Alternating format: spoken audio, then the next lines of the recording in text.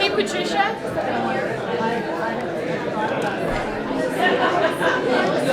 Is this Patricia's?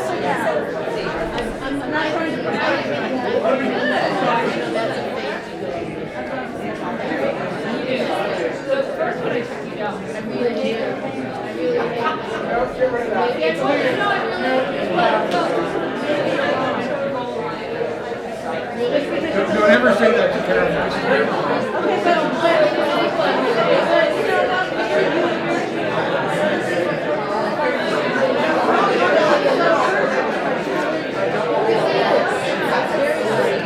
That's so sweet. I got to see you this morning, and now I get to see you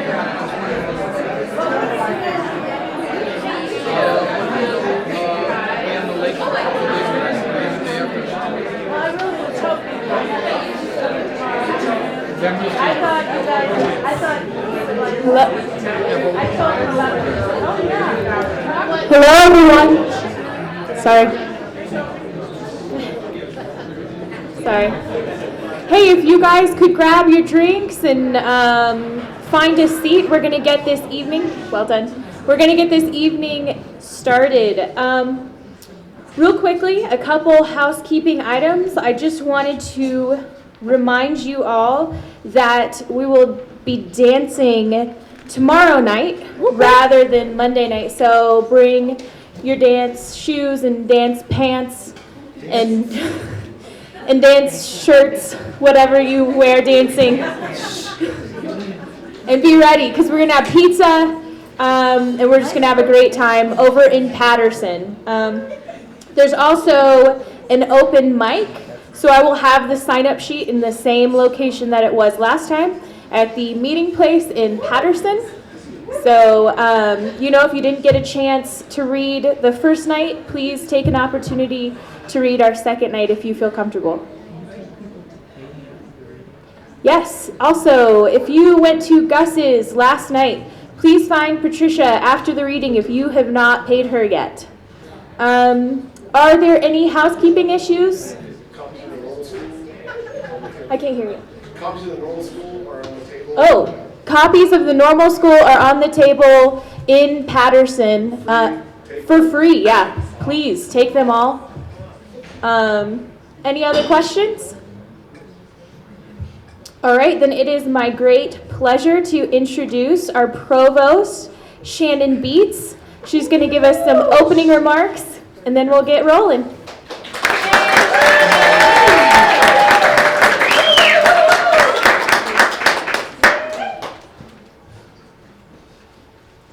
Thank you. It's so good to see everyone. It's always my sincere pleasure to be here with all of you fantastic writers. I'm going to keep my words very brief because I know the power of the words that are coming, and they're so beautiful and so strong that they actually call me back to my seat so I can hear them. What I was supposed to speak about is something wonderful about the MFA program. And the thing is that everyone in those chairs knows how wonderful this program is because you're connected to it, you're intimately involved in the experience. But I do think that the talent that is in this room is spectacular, and the dedication in this room is impressive, and the relationships that you form will move you into the next phase of your writing life. But the thing that I really believe sets this MFA apart is the community that exists here. And that is something that only you in those chairs can create and sustain, and it is something so tremendous that I hope everyone really knows the value of it and experiences it fully while you're here.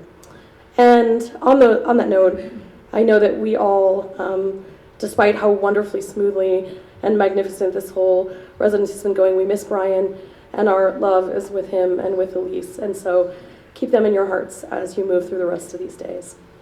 Okay, so that said, the candle still burns, the work still proceeds apace, and art brought us together, will carry us home, and will allow us to meet again in January. And I'm going to turn over the podium with that thought. Enjoy.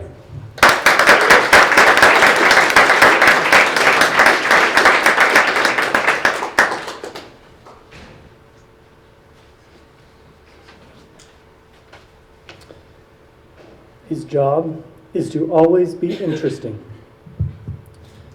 From eating boiled seal blubber to dancing like James Brown, from being abandoned in an empty airport to selling a popsicle to Muhammad Ali. He has embodied the essence of interestingness, and so is his writing. Alan Heathcock, native of Chicago, lives and teaches in Boise in Idaho. He holds not one, but 2 MFAs from Bowling Green and Boise State. He has won many awards and fellowships, including the Whitting Award, the GLCA New Writers Award, twice a Bread Loaf Writers Conference Fellowship, a Sewanee Writers Conference Fellowship, an Idaho Commission of the Arts Fellowship, and a National Endowment of the Arts Fellowship, and a National Magazine Award for Fiction. His book, Volt, a collection of short stories from Great Wolf Press, was selected as the New York Times Editor's Choice and a Barnes & Noble Best Book of the Month. It has also been recognized in many newspapers and magazines as a best book, some of which are Swan, GQ, Publishers Weekly, Chicago Tribune, and Cleveland Plain Dealer. Adam West also likes his book.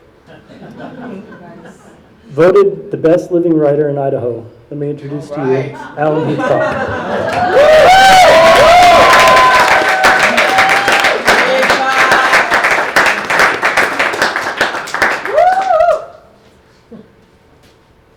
Hello. How are you? Sierra Nevada, you look good. I like what you've done with your hair. Mountain air, the lake breeze is doing good for all of us. It's always great to be here. I don't want anybody to feel sorry for me. So where I am in my life now is I am world class in terms of being fortunate. I have a beautiful wife who's my best friend. I have 3 great kids. Sometimes drive me crazy, but are generally good people. I get to do what I love to do for a living and indulge all my curiosities and speak to my passions. And while doing that, I get to travel the world and be around really intelligent and interesting people who inspire me. So I do not want anyone to feel sorry for me. I am fortunate. But there was a time in my life where over a short amount of span, when I was very young, I had to process a significant amount of death. I had one of my cousins killed by his father, my uncle, in a hunting accident. I had another cousin killed by his father, my uncle, in a farming accident. I had all my grandparents die in 1 year. I had my auntie die of leukemia. I had my uncle die during open heart surgery. And then I had one of my close friends who was just 2 years older than me, a brilliant young man who was a freshman at University of Chicago, in a moment of despair, open up his 10th floor dorm window and jump out. And 2 days later, as a young man, 16 years old, I am pallbearer carrying my friend's casket, and I do not know what to do. I was lost, and nobody would talk about it. With all of this stuff, no one would say anything. This is a problem we have. Unwittingly, I had a teacher who assigned a Hemingway story. Now, I was not a reader. I was not that kid. I barely got through my English classes. But this was a short one, so I thought I'd give it a shot. It was a story called Indian Camp.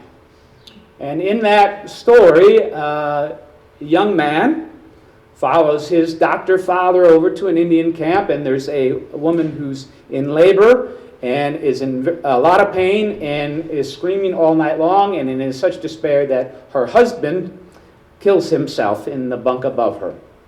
And the story ends with young Nick Adams going back across the lake with his father, and he asks his father, "Do many men kill themselves?" And just reading that line brought me awake.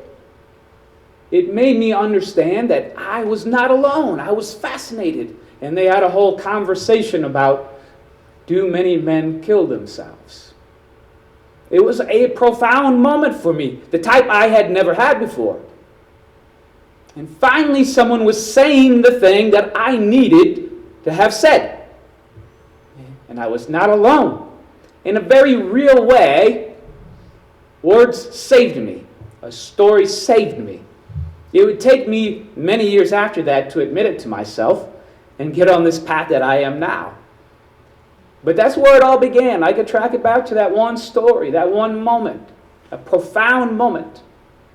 Just a couple years ago, the Kenyon Review had a credo project where they had a bunch of us write our credos. What they thought, why we write,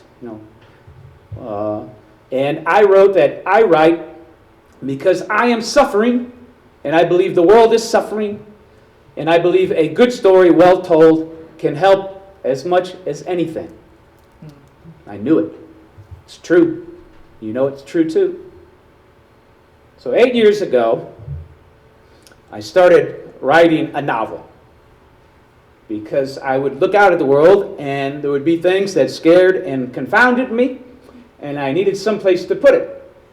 So 8 years ago, I invented a civil war that America could soon be in. And 8 years from then, here we are today, in this incredibly insane political cycle.